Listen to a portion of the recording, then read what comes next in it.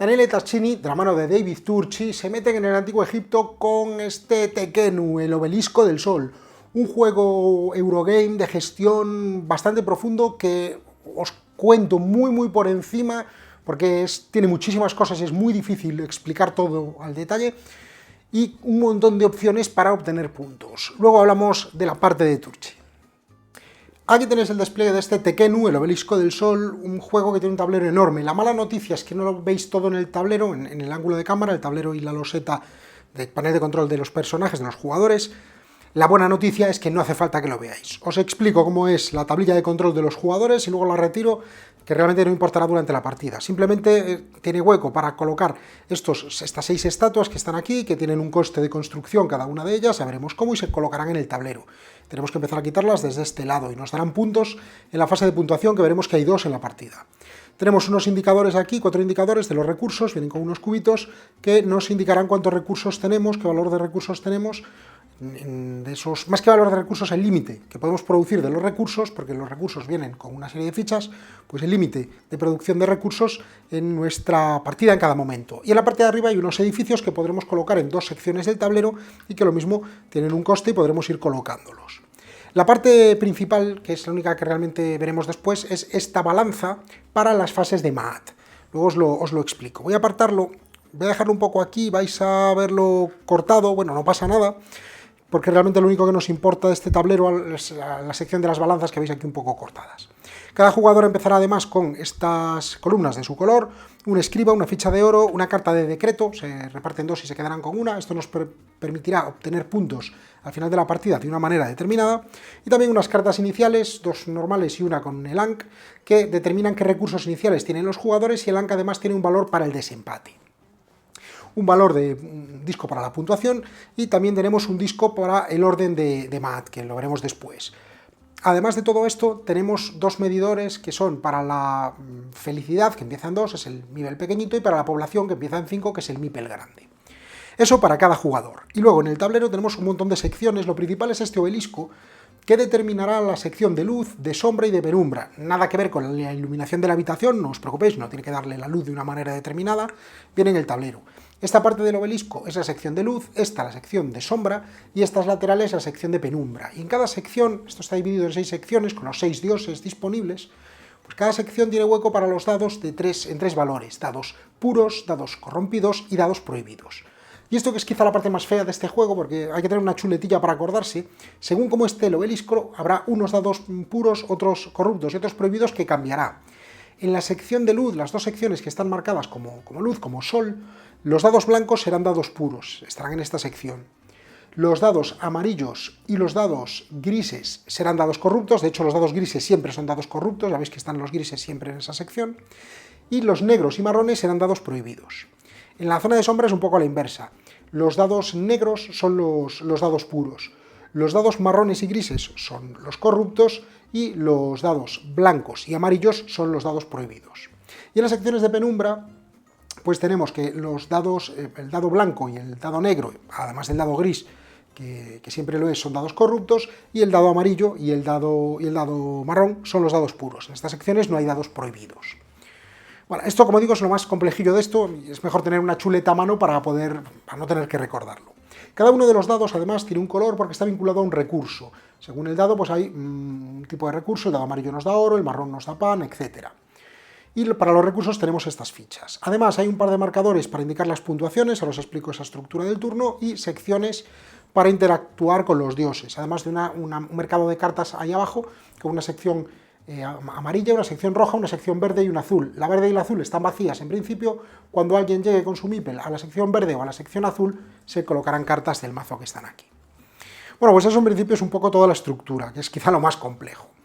Una vez que entendemos esto, realmente el juego es sencillo. En el turno de juego, los jugadores realizan la elección de uno de estos dados y ejecutarán la acción de ese dado. Y ya está, y luego irá el siguiente jugador. Pero hay que tener en cuenta la estructura de la partida, de toda la ronda, porque es un poco peculiar también. Veréis, cada vez que un jugador coge un dado, lo dejará en su tablero, y lo dejará en la sección de luz, en la sección de oscuridad. Ahora os cuento cómo va. Cuando se haya completado la ronda entera, los jugadores cogerán un segundo dado. Cuando los jugadores tengan 2 dados, es decir, después de 2 rondas, el obelisco rotará una posición. y ahora apuntará a otra sección. Esto hace que cambien las secciones de luz, oscuridad y penumbra y reordenaremos los dados. Bueno, jugaremos una tercera ronda, un tercer dado y una cuarta ronda, un cuarto dado. Después de esto giraremos nuevamente el obelisco, digamos, el disco completo del obelisco, y ahora haremos, como es el segundo giro, haremos una fase de mat, que ahora luego os explico cómo va. Después de eso, giraremos otra vez, con otro dado, y otra vez, y ahora, que es el cuarto giro, haremos un segundo mat, y después de ese segundo mat, la primera puntuación. Y luego, otra vez, 2 giros, rotación, o sea, 2 turnos, perdón, rotación, 2 turnos, rotación, como es la segunda vez, mat, 2 turnos rotación, 2 turnos rotación, ya estaríamos aquí. Habrá un segundo mat y una segunda puntuación, y se acaba la partida. Parece un rollo, y puede serlo un poco, pero básicamente son, cada 2 rondas es una rotación, cada 2 rotaciones es un mat, cada 2 mats es una puntuación, y después de 2 puntuaciones es la partida entera. Dicho todo esto, las acciones os las cuento un poco por encima porque ya llevo un rato largo y realmente esto pues hay que meterse muy a fondo para poder entenderlas, pero un poco que os quedéis con la pincelada. Como decía, en el turno el jugador podrá coger un dado y cogerá el dado que desee, el dado que quiera, pero eso condicionará la acción del dios que va a utilizar. Si cojo un dado de aquí tendré que hacer una acción de Osiris, si cojo un dado de aquí tendré que hacer una acción de Ra. Además ese dado, según sea, un dado prohibido no puedo cogerlo, por supuesto. Si es un dado puro, lo colocaré en la sección de luz de mi tablero. Si es un dado corrompido, corrupto, lo pondré en la sección de oscuridad. Y esto hará, veremos que la fase de mat hará que haya un desequilibrio.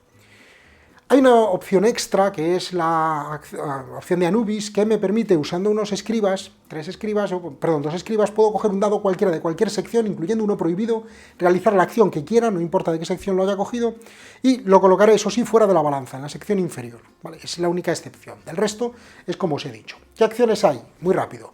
Si voy a empezar, por ejemplo, por la sección de Horus, que lo tenemos aquí. Coger un dado de la sección de Horus nos permite construir una estatua precisamente en honor a Horus, que puede ser, en honor a Horus o a cualquier otro dios, o para el pueblo. ¿Cómo funciona? Yo cojo el dado que desee y cojo una de las estatuas que están en mi sección, pago sus recursos, por supuesto, y puedo construirla. Si es para un dios concreto, pues la colocaré en la sección del dios que yo desee, que yo desee no, sino que pueda hacerlo según el dado que he cogido, porque veremos que según el valor del dado, me condicionará a qué dios voy a ponerle la estatua. ¿Qué quiero decir? Si lo hago con el dado 4, tendré que poner una estatua aquí, en honor a, no sé si lo diré muy bien, ¿vale? Sería a Thor o algo parecido.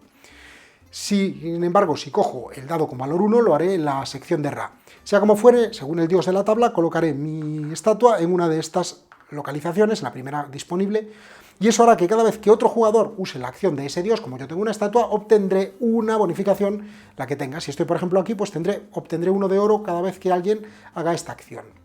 El juego tiene además unas losetas para variar esto, si así lo deseamos. Bueno, pues eso para construir una estatua en honor a un dios. También puedo usarla para construir una estatua para el pueblo. Para ello, cojo el dado, no importa el valor numérico del dado en esta ocasión, y lo puedo colocar o bien aquí, que tenemos hueco para las estatuas, y eso me proporcionará, o bien aquí también hay 2 secciones, y eso me proporcionará pues el recurso que indica la sección y al final me puede dar puntuación. Así que Horus me permite construir una estatua. Lo dicho, el dado irá a mi balanza. Ra, que lo tenemos aquí, me permite construir un pilar dentro del complejo del templo. ¿Cómo va eso? Bueno, pues cogeré, según el valor del dado, cogeré una loseta de base, la que aquí indique según el valor correspondiente, por ejemplo, con un 6 como este, pues cogería esta, la coloco en una sección y obtendré puntos, bien por colores adyacentes a otras losetas, obtendré los recursos según donde la coloque, etcétera. Hay más opciones de puntos, también según edificios en fila o columna, pero no me paro. Y colocamos uno de nuestros pilares ahí, y esto hará que pues tengamos distintos pilares. Después se moverán estas losetas y se rellenarán con una loseta nueva. La acción de Azor, este dios de aquí, me permite construir un edificio en el exterior del templo. Simplemente cogeré uno de mis edificios, eso sí, tendré que pagar los costes, y lo colocaré en la sección que yo quiera. Tengo que pagar los costes de pan, y obtendré puntos y recursos en función de donde lo coloque. Cuando lo coloco en una sección, tengo que ver la columna o la fila, y activaré las losetas, llevándome un recurso de cada de los marcados. Aquí no son 2, me llevaría solo 1 por el edificio, aquí también solo me llevaría 1, y además me llevaré puntos si tengo columnas puestas, y así voy poniendo distintos edificios en esta zona. Además de esto, veremos que los edificios sirven para, bueno, para otra cosa. Luego el dios Bastet me permite avanzar la felicidad, el marcador de felicidad. Mi marcador de felicidad nunca podrá superar al de la población y condicionará determinadas cosas. El dios Zod, que tenemos aquí, me permite obtener cartas de las que hay debajo del mercado, de 1 a 3. Pues según el dado que haya escogido, podré pues, obtener más o menos cartas. Con 1 o un 2 sería una carta gratis, con un 3 o un 4 tengo que pagar, con un 5 o un 6 tengo que pagar más para obtener 2 o 3 cartas. Por cierto, no lo he dicho, con el medidor de felicidad, pues lo mismo, según el dado que haya cogido, pues tendré que, bueno, tengo que pagar recursos y podré aumentar la felicidad. Y el último que tenemos aquí, Osiris, me permite construir edificios, igual que veíamos aquí, pero en este caso en la sección del templo. Según el dado que haya escogido, podré colocarlo en una fila, o tendré que colocarlo en una fila concreta. Eso sí, yo escojo en qué columna, y esto básicamente me permite obtener recursos inmediatos y subir mi marcador de producción. Veremos que si produzco más recursos de los que me indica mi marcador, eso será malo.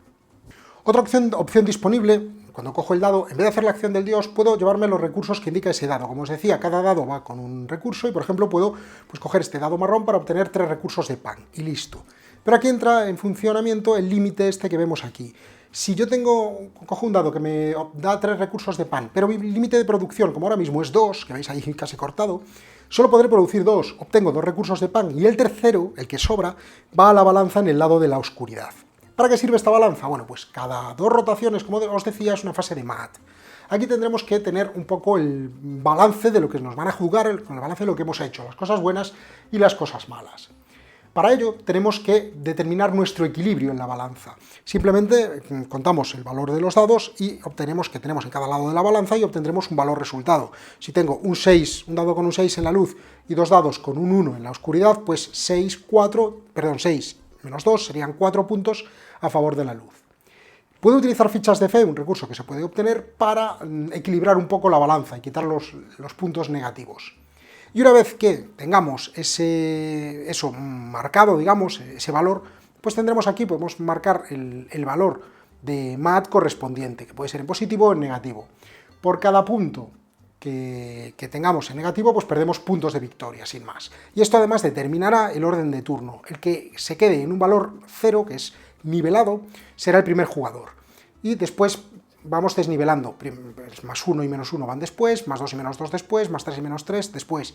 Si hay empate, la carta inicial de Ankh nos determinará el desempate en ese mat, digamos. Bueno, pues una vez que hayamos hecho eso, despejamos toda la balanza, metiendo los dados nuevamente en la bolsa de dados que tenemos y rellenando si fuera necesario. Y cada 2 mats tenemos la fase de puntuación. A la hora de puntuar no me voy a parar con eso, pero tenemos que puntuar todas las opciones disponibles, edificios en el templo, estatuas, los pilares nos darán puntos, etc.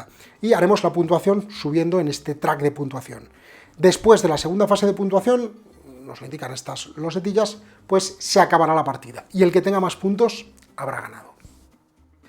Sé que no he profundizado mucho en las acciones, hay cosas que no os he contado, por ejemplo, cuando colocamos el pilar, cada loseta, según el color y en la sección que esté el obelisco, pues cambia, pero básicamente la idea es que os quedaseis con cómo funciona la secuencia de turno, un tanto peculiar, la estructura un tanto 2-2-2-2 de este juego, para que veáis el juego si os puede encajar o no. Un euro profundillo, que además decía, hay una parte firmada por Turchi, no podía ser de otra manera, que tiene un modo solitario.